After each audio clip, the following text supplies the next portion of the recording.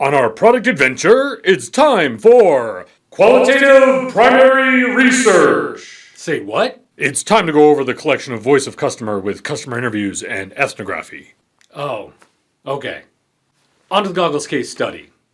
I collected the data as planned in the customer interview prep video, and I put that data into the voice of customer table that I created in the secondary research video.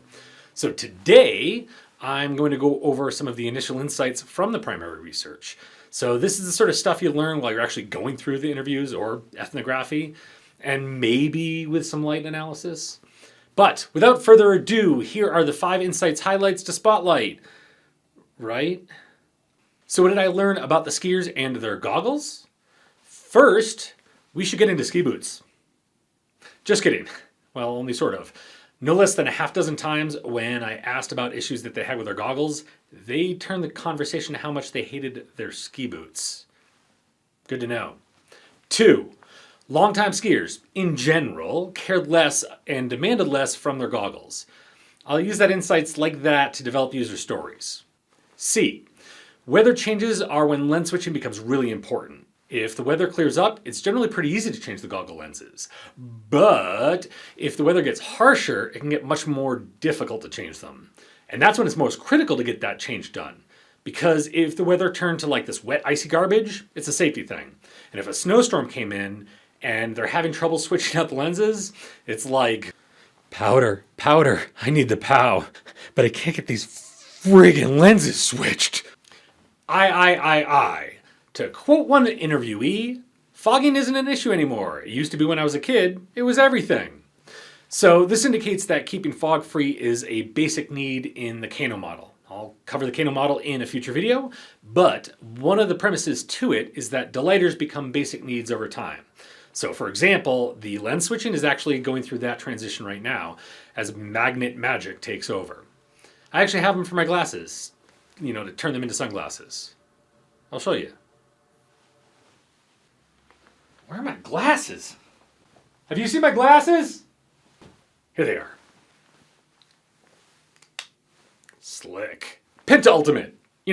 Because it sounds like penultimate, but it's 5 and it's last. Get it? Oh, you got it and it just wasn't funny? Right. A major need that came up with a good amount of the interviews that actually didn't come up in the secondary research is having the goggles fit well on the helmet. And in particular, in between the top of the goggles and the, this brim of the helmet, or whatever you call this spot where, a brim would be. And actually, this first came up with the ethnography. I saw a couple of skiers fidgeting with that interface when I was watching them, so I started including a question about it in the interviews. I wanted to learn more about the issue, but I also didn't want to ask them leading questions, to specifically get that response.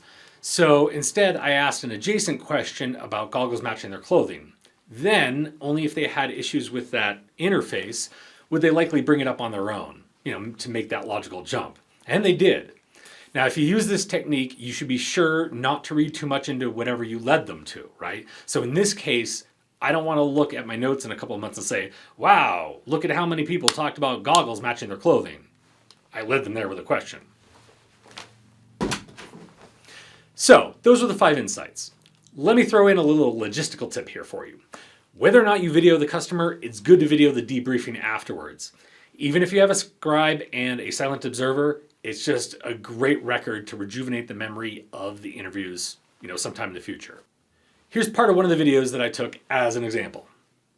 I just rode up with one parent who was adamant about making lenses easier to change out on his kids' goggles because, the kids weren't going to do it. And he wanted to be able to change the lenses based on the light. Also commented needing them to be able to change them because the weather changed unexpectedly. And so he wants that, ability to easily change, sort of at a moment's notice without pre-planning, but easily be able to do it on his kids' goggles without having to get the goggles off the helmet because that just slowed down the day and he just wanted to be skiing, right? And it's hard enough to get the kids going that he didn't want that extra challenge of that. In this case study, those videos had an added bonus of providing a timestamp. In the customer interview prep video, I mentioned the potential for a time of day bias. Well, I used the timestamps to check for any, and I didn't find any such bias for the user needs. But what I did find was a statistically significant correlation between time of day and how long people have been skiing. You know, for their life. Because, yeah, there's going to be a correlation between time of day and how long they've been skiing for the day. I'm not exactly sure what to do with that information yet, but it's interesting. Leave a comment below if you have any ideas. Okay, so I've got this amorphous set of needs and insights, but I want to get to where I can start doing some quantitative research, because I'm a dork and I like numbers. So I need to get these needs organized. Sounds like a job for the KJ method. It also sounds like a job for the next video, so that's it for now. Please like, subscribe, and share. I'd much appreciate it. Talk to you later. Some random stuff at the end. A few things I'll throw in. A crew of 3 is usually good for customer interviews. The interviewer, a scribe, and a silent observer. More than that, and you're likely to make the customer feel uncomfortable. We don't want to do that.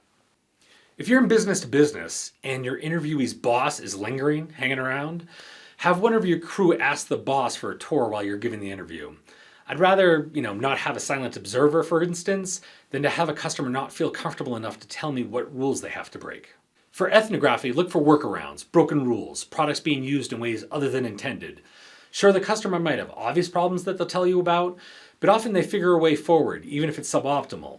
They've had to deal with this issue already.